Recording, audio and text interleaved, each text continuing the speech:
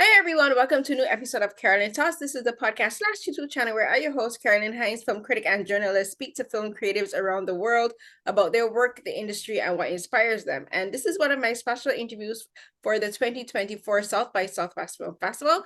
And I'm here with the creative team for the film, The Black Sea. I'm joined by directors Crystal Moselle and Derrick B. Harden, who also stars in the film as Khalid, and producer Izabella Tsenkova to talk about this film. Thank you so much for joining me to talk about it. Thank you. Thanks for having us.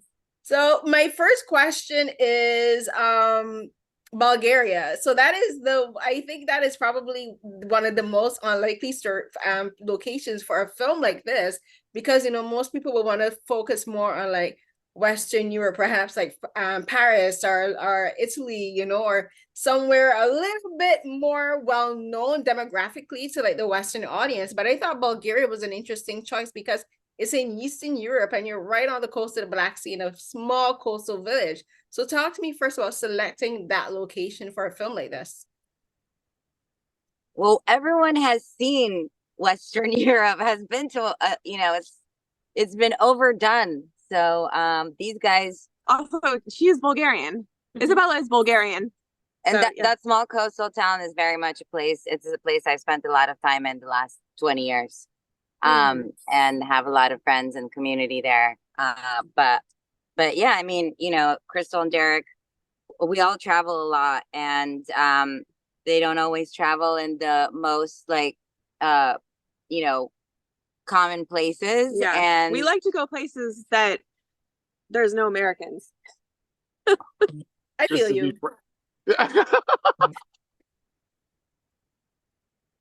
What a tagline. I feel you.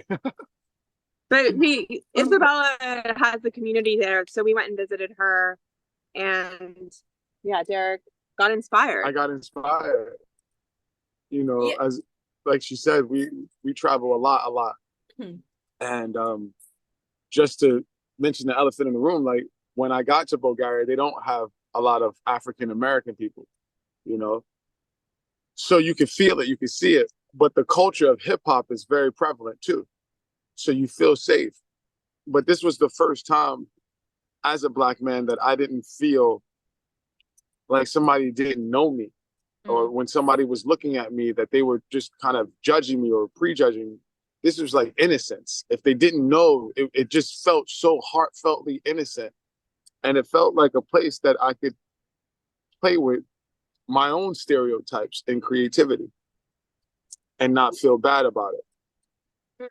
I understand that, because the thing is I'm from Barbados. So like Barbados is a very, I guess you could say, a westernized country in the terms of like tourism is our biggest import, our biggest industry. So we get a lot of people literally from all over the world, including Western and Eastern Europe. And I've worked as a barista and I've worked in the tourism industry there. So I've met people from all over the world.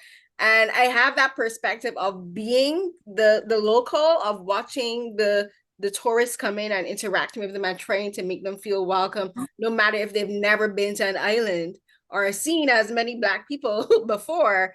But I've also been the tourist. Like I've traveled to different countries, and like recently, last year, I went to Korea twice, and I went to Busan. And while Korea is very familiar with Western culture, very familiar with American culture, they're not familiar with Caribbean culture. So like I was in an area where I'm not even exaggerating, where I could be the only Black person in my circle, in my line of visibility, right? And then if they ask me, someone would come up and ask me, oh, like they'd assume I'm American, they'd never think outside of America. So I'd be like, no, I'm from the Caribbean. They're like, Caribbean? And I'd be like, Barbados. And they'd be like, Barbados? I'm like, Rihanna, So they say, oh yeah, we know. Right. So I when I was watching the film, I'll admit the film seemed a little bit off kilter to me. I was like, what's happening here? But then as I got more into it, I related to the character of Khalid in that way, where like the people are nice, but you don't feel excluded based on race, but you do feel excluded based on the fact that they're not familiar where you're from.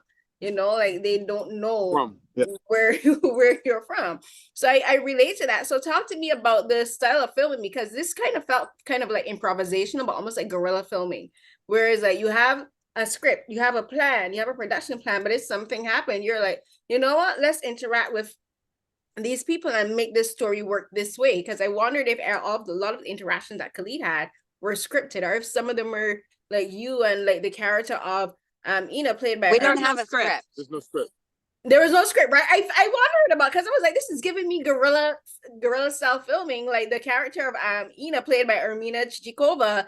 There are times where her reactions were so just like, what is happening? I was like, this cannot be scripted. So talk to me about approaching the situation this way with no script, because like you have to also hope that the people that you're meeting, the locals, don't say something offensive or like wayward, or just do something that is not only dangerous but just like won't work for a film. We don't hope, we just do it, and we kind of trust the process, and know that really amazing things will come from just I think Derrick will just go up to anybody and talk to them, or bring them into a scene without them even knowing what's happening. But yeah, we kind of just we had an idea that Khalid's gonna get stuck in this place, and he figured out how we're gonna make that work with the fortune teller and the Raya woman who ends up passing away, and then we kind of just built the story as we went and knew what we were building towards. But a lot of it was just interacting with locals, and everybody was on board. It was fun for this place to kind of have this film crew around, and everybody wanted to be in the film, and some days they were all watching us, other days they would just be hanging. Like the set kept getting, as we kept finishing the movie, the set kept getting deeper and deeper and deeper and deeper, because it would be like just people that we had filmed 2 days ago. They're like, oh, I'm gonna by. You're filming? I'm gonna come by. So yeah, we had more crew than what we started out with, but it was just our support system, and because Izabella opened the door to Shizuoka for us. Well, and also like Derrick, wherever he goes, he becomes like the unofficial mayor of that place. So I really trusted that the story would build just from his natural charisma, that wherever we go, this can happen. Like it's a thing that Derrick will meet every single person and become a character in that place, and know the locals and say hi to everybody. It's like that's just very much who he is. So, but it's also the fact that Crystal Moselle and Izabella, they come from such a dark world, achieving some stuff that people dream of, Wolfpack, Skate Kitchen. So I think that documentary style, guerrilla, as you said, that type of style mixed with me as a underground hip hop artist, I think that blended what you see in this movie, and we all came up with this phrase that we share synergy with, and it's a phrase that will be used 30 plus years from today. It really describes what this film is for us and the making of this improvisational film. It's called cinematic freestyle. No, it works, and it really works in this film, because as I said, the film when it at first started out, it was like, what is happening? Especially with him like trying to be a gigolo. I'm like, what are you doing? Going to Bulgaria with no plan, no charger. How do you travel halfway across the world with no charger? Shame on Khalid. When he said that, I was like, really, guy? Like no charger, like no plan. He was down bad. He thought he was gonna come up. Yeah. But a charger. Yeah, you thought he would have one. Yeah. And an iPhone charger at that. Like, come on now. He quit his job. He was ready. Was he though?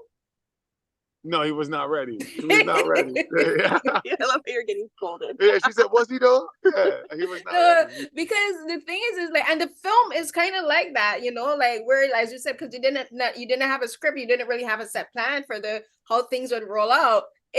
like as the character of Khalid developed and his relationship with the people that you interacted with developed, so too does the story. So too the story begins to make more sense that way. You know, the story begins to feel more organically grown and developed, and you really get to get the sense of like, I can see how someone settles into a new place. And like me being an immigrant, I've been there where like you're like, even with a plan, even when I moved there with a plan with my twin sister, nothing really goes to plan once you actually land and get in, you know, like you meet people who will say things and you'll be like, okay, this wasn't what I expected. Like the things that you hoped would happen, hope to get a job by a particular time, didn't happen, you know, and the job that you set out to do isn't the job that you're actually ending up doing, you know, like he started a matcha cafe of all things.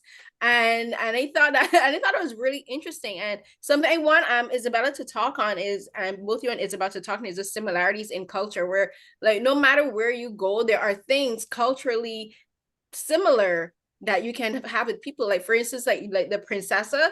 I'm like, I grew up in Barbados, and that's something I still eat today.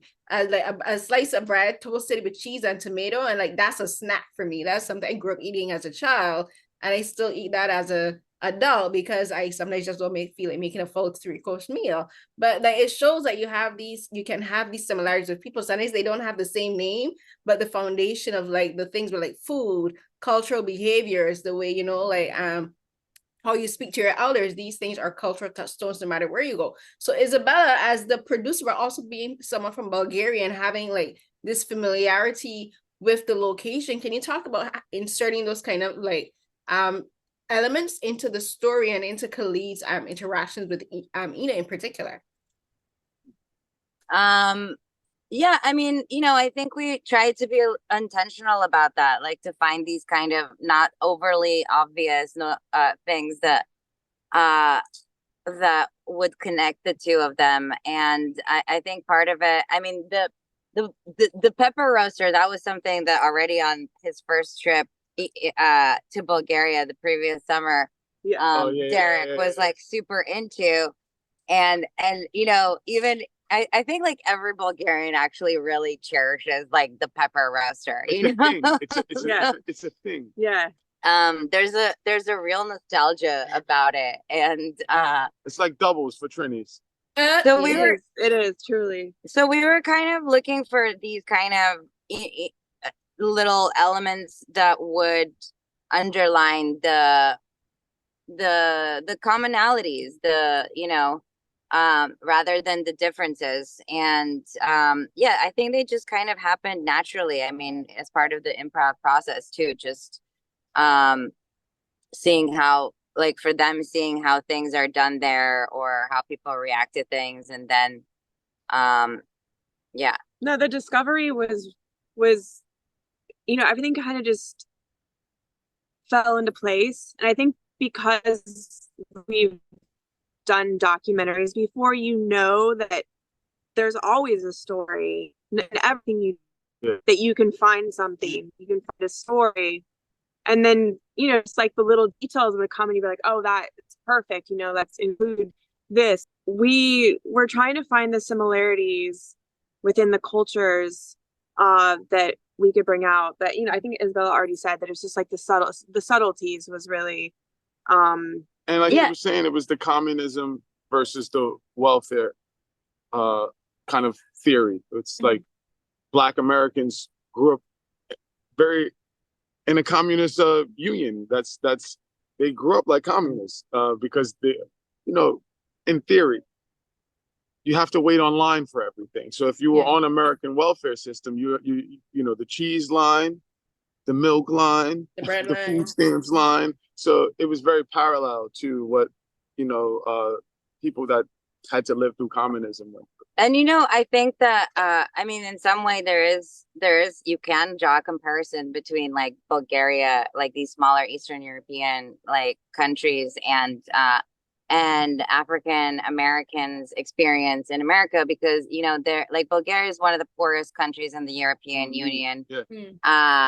Like I think Bulgarians suffer in like a self-esteem because they have been, you know, like, because of that, because they are the poorest, because they've always, you know, they've always been kind of ruled by somebody else, and it's, I think you can draw similarities with 100%. the African American experience, and I think that was like the underlining connection between Ina and Khalid in the film. Like we're both underdogs. Yeah. You know, like we both trying to come up. And having to gain the self-confidence to that. make just even a small dream come true, making a small little place. And I think that, you know, Khalid like was able to empower her, and, you know, she gave him the space to do his thing. So I think one of the greatest storylines in this movie for me is that I never told you this, but is that Ina is a shop renter. She's not a shop owner. Right. So and Khalid, he doesn't even have a shop. He's acting like this is his shop. This shop is Ina she can lose this shop any day, and so can Khalid. And I like that they operate as if something is theirs. Right. Yeah, what I thought was interesting is that he gave her the confidence to finally take that step out and like own the shop for herself, and she gave him the confidence to stick to a plan, you know, like before you get the sense that he owes people a lot of money because he makes plans but he doesn't follow through. But this is the first time he's following through, and he's following through because he has her believing in him and depending on him. Whereas like from the conversations, there's like two people he has conversations with back home, and you get like the set. It's not that they don't dislike him; he's a very likable character, but they're like, I can't trust you to follow through. So it's like, you still owe me money. Why are you calling me and asking me for more money when you already owe me money? But Ina doesn't have that history with him, you know. It's like a clean slate completely with him, so she doesn't have any kind of preconceptions about Khalid. And so when he shows her that he can make the sandwich and that they have that in common, and that he has this, the matcha tea was interesting because we were talking about commonalities between the cultures with regards to like welfare system and communism, but also the food. But I thought it was interesting that the thing that's bringing them closer together is something that is not native to either of their cultures, which is matcha tea, which matches from Japan, you know. And he's showing her how to make this thing that she is not really familiar with. Like, she has matcha, but it's like not real matcha. It's like, what is that, powder? Like, I don't know what it was, but he right, and he knows how to make it because he goes and takes the broom and he takes the whisk, because for matcha you need a very special whisk that's usually made from bamboo to make it. And he finds the tools and he makes it, and he proves to her, I can do this thing, you know. And it's to some people it might be just a simple cup of tea, but for him it's like, no, I'm showing that I have the knowledge and the ability and to find the tools that I need to make this dream come true, right? And I think that's what really it gets her to listen to him, because this one thing is where he shows her that he has ingenuity, you know, and he's able to think quickly on his feet. No mind that broom was not clean. I don't care what he said. That was a yard broom. that was a yard broom. I was like, where are you getting with this yard broom to go and make this wish for this year? I was like, you better not do it. And he did it. I was like, come on now, really? But like that scene really shows like this is what he's capable of. And then he takes it and he grows it, you know, he expands on it. So I thought it was interesting that this thing that brings them a new light actually isn't from either of their cultures. So I thought it was a very interesting juxtaposition in the narrative. So talk to me about that. Talk to me about the matcha and the whiskey. I can talk to you about the matcha because there's some truth behind the matcha. I'm a barista.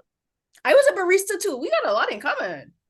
Yeah. So I work in coffee still. Derrick still is a barista. Yeah. Oh, still? Yeah, so that's my goal, is to be a working class celebrity. And the matcha comes from is the metaphor for how Brooklyn, the place that I was born and raised at, has changed. Of course, there are healthy versions of gentrification, and of course there are bad versions of gentrification. So the matcha represents that for me, like the difference. And now I'm going to take this Japanese drink to another place and introduce it. Yeah. And do what they did in my borough to me somewhere else. But you did it the right way. You did it the way you showed them the right, which I think is where people don't understand about gentrification. Yes, you can introduce new cultures, new ways of doing things, but and you have to take the person from the neighborhood and give them the job. Exactly. And respect it, right? Exactly. Yes. Don't say you bring a matcha and then just go and bring some retail like virgin matcha. No, bring me the real matcha, then I can truly appreciate it. If you're not going to be honest and authentic, what's the point of it, right? So I kind of that's where I think it comes in because Khalid is kind of like that way. He could be like looked at as almost as like a gentrifier, but he's coming with a sense of authenticity behind it. You know, he's not coming to change the people. He's coming to work with them, which is the difference of integration and assimilation. He's not coming to make them assimilate to him or to assimilate into their culture. He's integrating into it naturally and be staying true to himself. That's true. I love one of my favorite lines in the movie is like, ever since they gentrified Brooklyn, it's all I drink. So it's like we're not like hiding away from what he's doing. Like he's aware that ever since they gentrified Brooklyn, it's all I drink. They showed me how to do this, so I take it everywhere. And that's what I use for coffee. Like I wouldn't have survived a gentrified Brooklyn. I'm a high school dropout. I graduated 8th grade. I worked in fashion. I was a visual merchandiser. I brought H&M to America. I've been very fortunate enough to get cool jobs. But as I got older, the cool jobs died down from when you're not 20 anymore. So I had to find a profession. And coffee was the profession that the newly gentrified people of Brooklyn, it took them so long to teach me, but that's what I used to want to learn. Like, I have to learn this because I can go to Paris and do this. I can go anywhere and be a barista. So, yeah. Yeah, if you do it well and if you do it with like authenticity, it'll work out, right? Yeah, 100%. 100%. And for you, Izabella, we need to talk as a producer, your job is to make sure things work, that the film works the way it's supposed to work, you know, that the plans that you have are well thought out and that they're executed. But for a film that has no script, for things where you have like Derrick and Ina and like just organically interacting with the people they meet and the situation just flowing naturally from there, what was that like for you as a producer? And then also like not only producing on the film, but working with, I guess you would say, like the Bulgarian film community and like even with the people in the locations, because you got to make sure that you have permission to go into certain locations and that you can film. And like what was it like, what was that process like for you working on a film that operated like this? It was a dance. Yeah, I mean, you know, I think I one of the things I love about like film production is that you're always presented with like unexpected situations and you have to figure out in the moment how to work them out and keep going, you know. And this film from like the very beginning until the very end was that. Like there was not a moment to breathe and you know, to maybe this morning there was a moment of breathing. We got past the premiere and then everybody slept a little bit late for the first time. But it was just you know, we had to be on our toes the entire time because things were changing.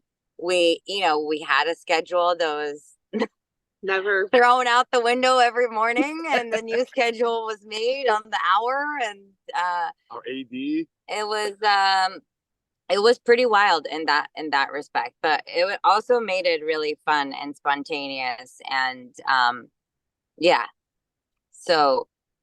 And I think that, you know, one of the other things is like, because Bulgaria is so small and everyone kind of knows each other. I mean, we basically, you know, greenlit the film 2 weeks before we started shooting. So I had to put together a full film crew in 2 weeks. And they were fantastic. No, I mean, the quality of work there is great because they shoot a lot. But I think that there's not many places you could do it in such a short period of time. And that was really to our advantage. Yeah. Tell me about casting Irmena to play Ina, because like your plans were kind of like not planning. How did it go with like casting her and then getting her to basically go along with your style of filmmaking? Because as an actress, she has one idea of performance and filming and direction and all of that. But then once she gets into the setting, she realizes, oh wait, this is not what I was expecting. And then she's probably maybe interacting with people that she knows if she's from that area. And then, but she has to like do it in a way where she's comfortable, but then she's also like, this is a style of filmmaking that I've never done, but you know what, it works for this story. Like, what was it like casting her, then working with her on set, especially for you, Derrick? The way her character is introduced is you think that she's just gonna be a character that's just gonna be there, then not like some of them, but then she comes back. And she's the driving force for Khalid to improve himself. And she tests him, and she's like telling him to step up. And she's like, I'm trusting you to like step up and be there and stay there. And she becomes a very, very important person in his life. And not only think for him, but I think in an extension, the people that his family back home, because without her motivating him to do better, he doesn't become better for his family and his friends, Also talk about working with Irmena and casting her and like developing that friendship with the two characters. So you can go, Derrick. Oh, okay. I mean, we did some rehearsal, just like in Crystal's way of seeing if Chemistry test. And but she was the only one running for the part. Yeah. And we kind of, we even like talked with her about like her personal experience and work that into the character. So, but go on. Yes. So once we did the chemistry test, it was there, and I think that one of the first scenes we shot was where I say, you guys, you Gorgie, whatever the fuck your name is, you guys are disgusting. You guys are all weirdos. That was the scene. That was the first shot of the movie. That's the first scene we ever did. So that was a chemistry test. That was the chemistry test. We used it in the movie. And I was like, go your way. Go your way. We instantly, like the minute they got together, like we're just like, you're hired, And she was so open to the process. I mean, it's hard. She's never done like an improv movie before, and it's challenging and exhausting, and she's fantastic. People think my performance is good. I have to credit it to Irmena, because it's a huge reflection of being able to bounce. I could be good at basketball and have 4 players that suck and we won't win. I promise you. But I wanted to win, and she is very skilled and talented as well as loyal. So I had the greatest luck of having my debut acting to be with people who act every day. So even though we're doing improv and it's kind of funky guerrilla style, these are professional actors. So when I'm reflecting and bouncing off of these guys, it's gonna work, because they know what they're doing, and they also helping me. If we cut a scene, Irmena might give me a line or two, like, listen, just calm down a little bit on that next one. Try that one. Like, so I think that those things are fun. Yeah, she balanced you out, because she helped you to like just like tone it down a bit, and when it needed to be toned down. And then there's scenes where like you being hyper makes sense. Exactly. And then there's somewhere you're like, and like, I don't want to borrow the phrase, don't freak out the natives, but it's like, so, like that kind of way, but it works. And I'm so happy that I actually got to speak with all 3 of you, because it actually makes me understand the film better, because like people watching this film and not having the background of knowing that it's improv would be like, this feels chaotic, but then you realize it was chaotic, but it worked, because like moving to another country with no plan is chaotic. That's immigrating. But that's the goodness of chaos. That's the goodness of chaos. And it's like there's a few famous things. There's a famous phrase called faith in chaos. It's also what Darren Aronofsky, his parenthesis title to his famous movie Pi, was called Faith in Chaos. And if you're faithful, it's like the eye of the storm. Right. If the calm is in the storm, it's in the middle of the storm. So, yes, there's also chaotic. Yeah, there's a great term also, like the edge of chaos, on the edge of chaos, right. Which I love that, because like when you're like, you have something due for 2 weeks and then you do it like the last minute, on the edge of chaos. Like our whole shoot, like our whole energy was that we're like, we're just doing it because we have to do it, because we have yeah, but you can find order in chaos, right? And at the end of it, you 100%. get a complete movie. So like, I guess 100%. it's like that, you found the order within the chaos, made it work for you. Thank you so much, all 3 of you, for speaking with me. The film is like I'm getting better at seeing. I'm like, okay, this plan works. I'm like, this makes sense now. The film makes sense, and like, this is just life, like you can't plan everything. And I think that's one of the thing the film is teaching is like you can't plan everything. Like if you go with the flow, sometimes the flow will take you where you need to go. But again, thank you so much for joining me and for talking about the Thank film. you so much. Thank you. Thank you. Nice Thank to meet you. you. It's nice to meet you, and thank you for your feedback. This is amazing. Great, thank you so much, and have a good day. Have a good festival. Thank Blessings. you. All right. Bye. Bye. Bye.